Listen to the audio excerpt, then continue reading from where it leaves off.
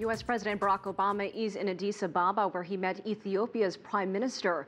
The American president praised its role in the fight against extremists. CCTV's Jerem Chella has that report. A warm welcome for the first sitting U.S. president to visit Ethiopia, and the two leaders certainly had plenty to discuss, particularly business. Ethiopia has one of the fastest growing economies in the world and one of the largest economies in Africa. And we want to sustain that momentum, because a growing and inclusive economy in Ethiopia means more opportunities for the Ethiopian people and more trade and investment between our nations, which in turn helps to create American jobs. You know, we don't want to put all our eggs in one basket. We need a comprehensive quality investment from every corner of the globe.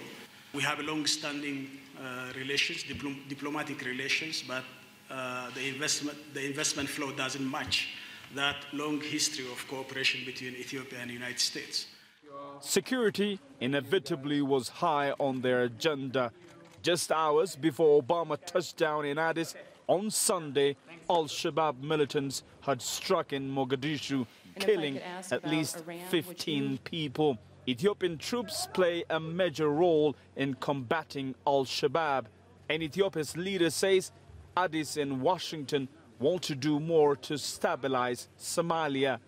We have both agreed to work together in building peace in Somalia by helping create state institutions and by strengthening the Somali security forces in their quest to be in charge of the peace of their own country. We have agreed to intensify the campaign against terrorism in the region. Obama said Sunday's attack showed al-shabaab remains a threat, but that the U.S. does not need to send in ground troops. The Ethiopian troops there are, quote, tough fighters, and the Kenyan and Ugandan troops serious about what they're doing. President Barack Obama's visit to Ethiopia is an historical moment for many Ethiopians. The question now is whether the U.S. can refrain from imposing its values. Grumtala, CCTV, Addis Ababa, Ethiopia. The crisis in neighboring South Sudan is also on the president's agenda. He held a roundtable meeting with African leaders to discuss the situation and ways to halt the violence. The situation is deteriorating. The humanitarian situation is worsening.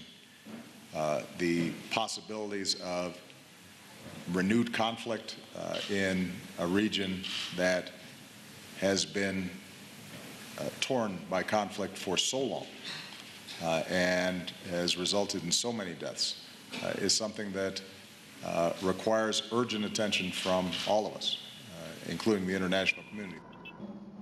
South Sudan marked 4 years of independence this month, but the country has been plagued by violence for more than a year and a half.